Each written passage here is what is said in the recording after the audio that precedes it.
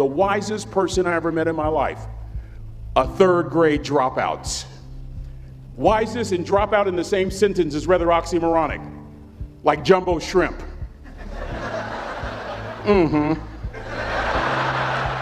Like fun run, ain't nothing fun about it.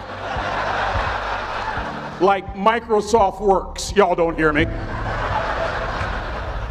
I used to say like country music, but I've lived in Texas so long, I love country music now. I hunt, I fish, I have cowboy boots and cowboy, y'all, I'm a black neck redneck. Do you hear what I'm saying to you? No longer oxymoronic for me to say country music. And it's not oxymoronic for me to say third grade and dropout. That third grade dropout, the wisest person I ever met in my life, who taught me to combine knowledge and wisdom to make an impact, was my father. A simple cook. Wisest man I ever met in my life. Just a simple cook. Left school in the third grade to help out on the family farm, but just because he left school doesn't mean his education stopped. Mark Twain once said, "I've never allowed my schooling to get in the way of my education." My father taught himself how to read, taught himself how to write, decided in the midst of Jim Crowism, as America was breathing the last gasp of the Civil War, my father decided he was going to stand and be a man. Not a black man, not a brown man, not a white man, but a man. He literally challenged himself to be the best that he could all the days of his life. I have 4 degrees. My brother is a judge. We're not the smartest ones in our family. It's a third grade dropout daddy. A third grade dropout daddy who was quoting Michelangelo, saying to us, "Boys, I won't have a problem if you aim high and miss, but I'm going to have a real issue if you aim low and hit." A country mother quoting Henry Ford, saying, "If you think you can or if you think you can't, you're right." I learned that from a third grade drop. Simple lessons. Lessons like these. Son, you'd rather be an hour early than a minute late. We never knew what time it was at my house because the clocks were always ahead. My mother said for nearly 30 years my father left the house at 3:45 in the morning. One day she asked him, "Why, Daddy?" He said, "Maybe one of my boys will catch me in the act of excellence. I want to share 2 things with you. Aristotle said you are what you repeatedly do. Therefore, excellence ought to be a habit, not an act." Don't ever forget that. I know you're tough, but always remember to be kind. Always. Don't ever forget that. Never embarrass mama. Yeah. If mama ain't happy, ain't nobody happy. If daddy ain't happy, don't nobody care. But you know, I'm trying to tell you. Next lesson. Lesson from a cook over there in the galley. Son, make sure your servant's towel is bigger than your ego. Ego is the anesthesia that deadens the pain of stupidity. Y'all might have a relative in mind you want to send that to. Let me say it again. Ego is the anesthesia that deadens the pain of stupidity. Pride is the burden of a foolish person. John Wooden coached basketball at UCLA for a living, but his calling was to impact people. And with all those national championships, guess what he was found doing in the middle of the week? Going into the cupboard, grabbing a broom, and sweeping his own gym floor. You want to make an impact? Find your broom. Every day of your life, you find your broom. You grow your influence that way. That way you're attracting people so that you can impact them. Final lesson. Son, if you're going to do a job, do it right. I've always been told how average I can be. Always been criticized about being average. But I want to tell you something. I stand here before you, before all of these people, not listening to those words, but telling myself every single day to shoot for the stars, to be the best that I can be. Good enough isn't good enough if it can be better, and better isn't good enough if it can be best. Let me close with a very personal story that I think will bring all this into focus. Wisdom will come to you in the unlikeliest of sources, a lot of times through failure. When you hit rock bottom, remember this.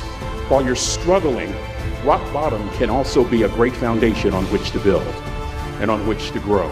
I'm not worried that you'll be successful. I'm worried that you won't fail from time to time. The person that gets up off the canvas and keeps growing, that's the person that will continue to grow their influence. Back in the 70s, to help me make this point, let me introduce you to someone. I met the finest woman I'd ever met in my life.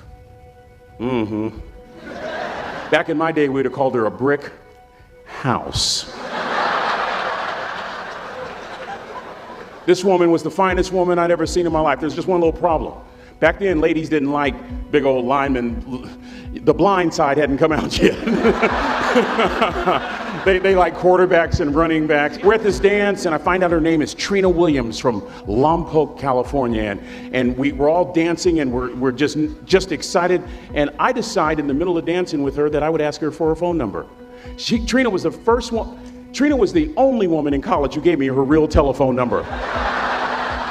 The next day, we walked to Baskin & Robbins ice cream parlor. My friends couldn't believe it. This has been 40 years ago, and my friends still can't believe it.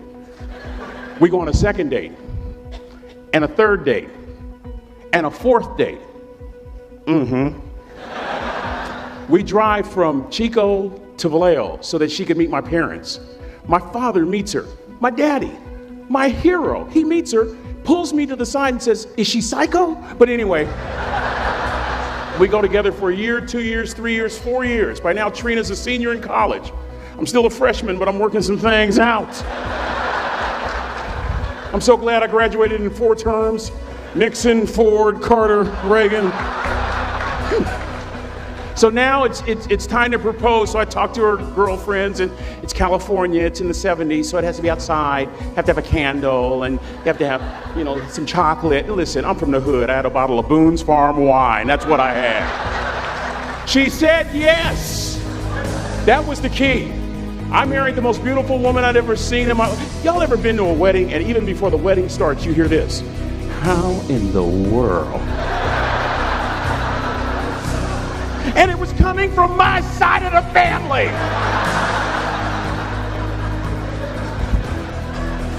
We get married, we have a few children, our lives are great. One day, Trina finds a lump in her left breast. Breast cancer. 6 years after that diagnosis, me and my 2 little boys walked up to Mommy's casket. And for 2 years, my heart didn't beat. If it wasn't for my faith in God, I wouldn't be standing here today. If it wasn't for those 2 little boys, there would have been no reason for which to go on. I was completely lost. That was rock bottom. You know what sustained me? The wisdom of a 3rd grade dropout. The wisdom of a simple cook. We're at the casket. I'd never seen my dad cry. But this time I saw my dad cry. That was his daughter. Trina was his daughter, not his daughter-in-law. And I'm right behind my father, about to see her for the last time on this earth. And my father shared 3 words with me that changed my life right there at the casket. It would be the last lesson he would ever teach me. He said, "Son, just stand. You keep standing. You keep standing, no matter how rough the sea, you keep standing." And I'm not talking about just water. You keep standing. No matter what, you don't give up. And as clearly as I'm talking to you today, these were some of her last words to me. She looked me in the eye and she said, "It doesn't matter to me any longer how long I live. What matters to me most is how I live." I ask y'all one question, a question that I was asked all my life by a 3rd grade dropout. How you living? How you living? Every day, ask yourself that question, how you living? Here's what a cook would suggest you to live this way. That you would not judge, that you would show up early, that you'd be kind, that you'd make sure that that servant's towel is huge and used, that if you're gonna do something, you do it the right way. That cook would tell you this, that it's never wrong to do the right thing, that how you do anything is how you do everything. And in that way, you will grow your influence to make an impact.